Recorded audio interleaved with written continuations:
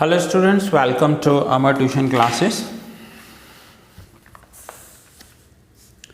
आज हम joint venture account में क्वेश्चन नंबर 10 देखेंगे।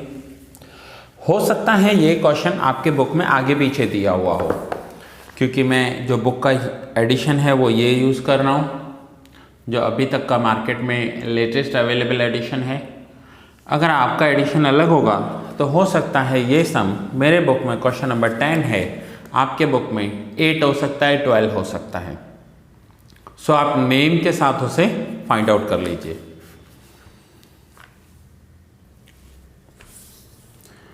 सो आइए देखते हैं question 10।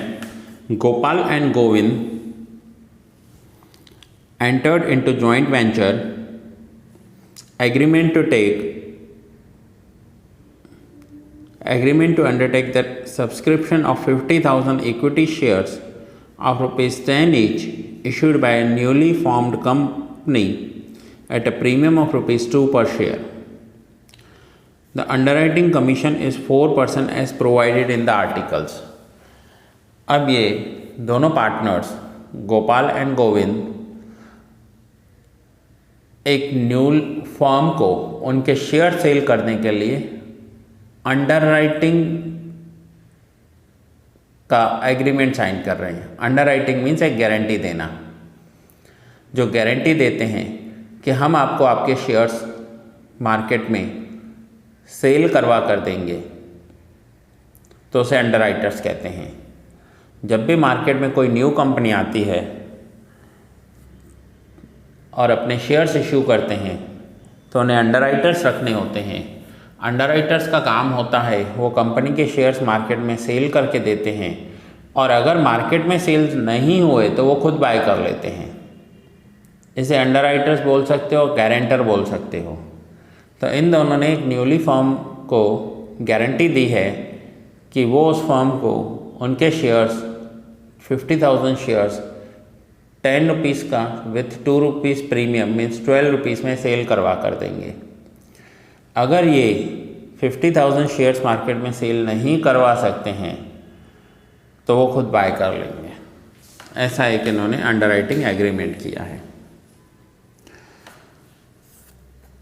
Applications for 38,000 shares were received from public and underwriters duly discharged their obligation by taking up the remaining shares. Now public में से 38,000 शेयर्स की ही एप्लीकेशंस मिली हैं, तो इन्हें कितने शेयर्स मार्केट में इश्यू करने थे? तो 50,000 शेयर्स का इन्होंने अंडरराइटिंग एग्रीमेंट लिया था इश्यू करने के लिए। एप्लीकेशंस इनको मिले 38,000 शेयर्स के, तो रिमेनिंग शेयर्स जो होंगे 12,000 वो इन्हें खुद परचेज करने पड़ेंगे।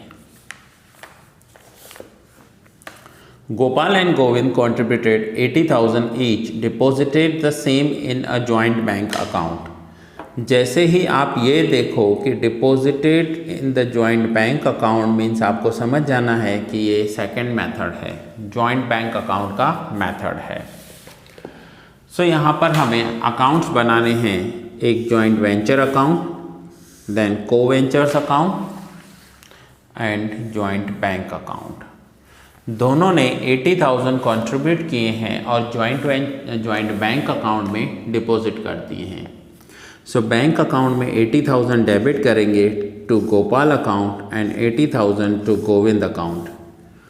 पैसा आ रहा है, ये पार्टनर्स की कैपिटल है, एंट्री करेंगे bank account debit to partners account, और यहाँ पर पार्टनर्स एक दूसरे को को वेंचर बोलते हैं। सो इसलिए को वेंचर गोपाल के अकाउंट और गोविंद के अकाउंट में क्रेडिट करेंगे। ये सेम वैसी एंट्री है जो आप 12th में पार्टनरशिप के लिए करते थे। पैसा आ रहा है, bank account debit to partners capital account.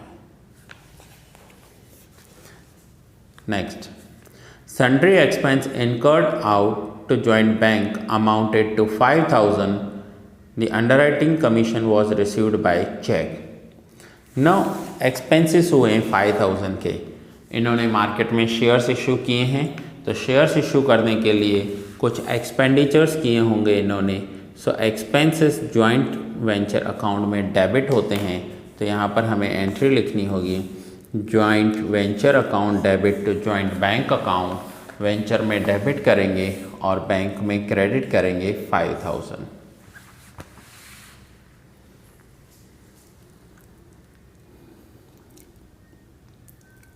Now यहाँ पर इन्होंने 50,000 शेयर्स इश्यू किए थे, 38 की एप्लीकेशंस मिली, 12,000 शेयर्स मार्केट में सेल नहीं हुए, तो इन्हें परचेज करने पड़े।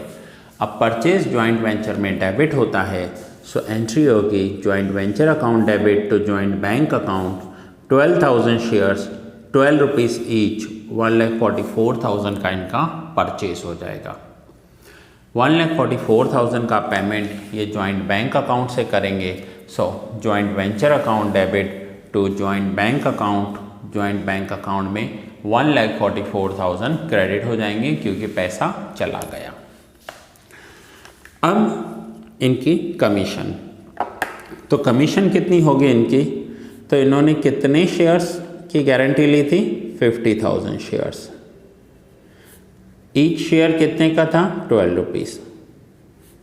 सो 50,000 इंटू 12,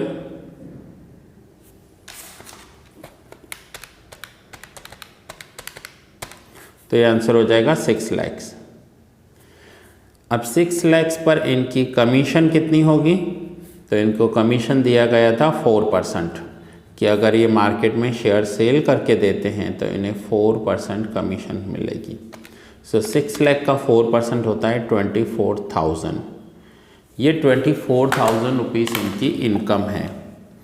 अब अगर ये इनकी इनकम है तो पैसा आएगा, एंट्री करेंगे जॉइंट बैंक अकाउंट डेबिट और इनकम जॉइंट वेंचर में क्रेडिट होगी। So 24,000 joint bank account debit to joint venture account, ये इनकी इनकम है। At the end of the venture, 10,000 shares were sold by them in open market at rupees 14 per share, and the rest of the shares were taken up by them equally at cost.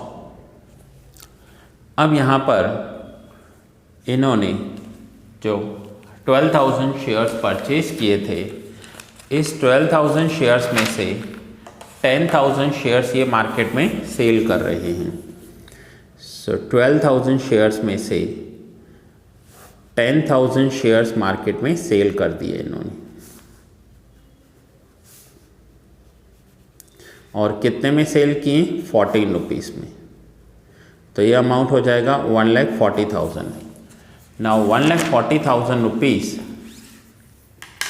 Bank में आ रहा है पैसा। So bank account debit 1,40,000 to joint venture account, और joint venture में credit करेंगे 1,40,000 by joint bank account. So bank में पैसा आ रहा है और इनकम है, सेल हो रहा है, वेंचर में क्रेडिट करेंगे। अब 12,000 में से 10,000 शेयर्स तो इन्होंने मार्केट में सेल कर दिए, तो बाकी शेयर्स कितने बचे। सो 12,000 में से 10,000 शेयर्स सेल हो गए, तो बाकी बचे 2,000 शेयर्स, और ये 2,000 शेयर्स क्या होंगे, तो ये 2,000 शेयर्स दोनों पार्टनर हाफ हाफ करके ले रहे हैं। दैट मीन्स 1,000 शेयर्स गोपाल ले जाएगा और 1,000 शेयर्स गोविंद ले जाएगा। तो दोनों ने 1,000 शेयर्स यहाँ से विड्रॉ किए हैं। तो ये 1,000 शेयर्स गोपाल और ये 1,000 शेयर्स गोविंद।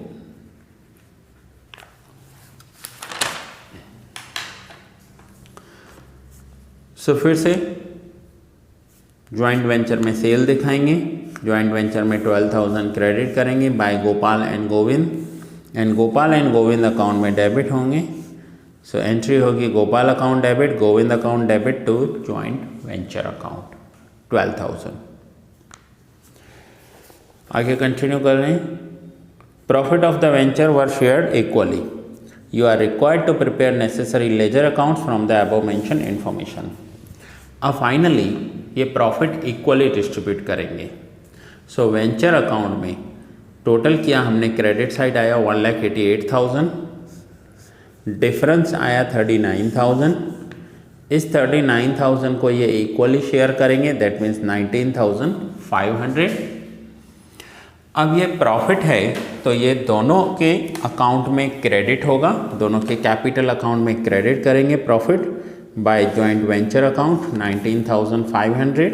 मैं यहाँ ब्रैकेट में लिख देता हूँ, ये इनका प्रॉफिट है, इनके अकाउंट में क्रेडिट हो जाएगा।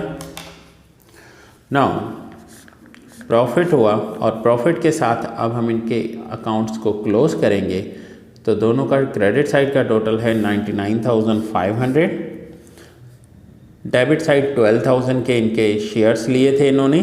जो डिफरेंस आएगा, अब ये जॉइंट वेंचर पूरा हो गया तो ये डिफरेंस इनको पेमेंट करना है।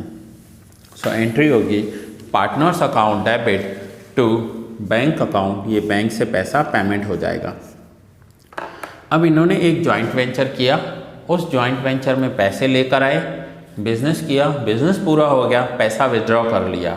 सो फाइनली बैंक अकाउंट भी क्या हो जाएगा, क्लोज हो जाएगा और टैली हो जाएगा। ये याद रखना हमेशा, जब भी जॉइंट वेंचर पूरा हो जाता है तो ये जो सेपरेट जॉइंट बैंक अकाउंट है वो टैली हो जाएगा, उसका दोनों साइड का जो टोटल है वो इक्वल आ जाएगा। सो यहाँ पर इक्वल आ जाए दैट मीन्स आपको समझना है कि आपका सम करेक्ट है। सो दैट्स इट स्टूडेंट्स, ये था क्वेश्चन नंबर 10, नोट डाउन कर लीजिए। ये क्वेश्चन नंबर 10 का फर्स्ट पेज है।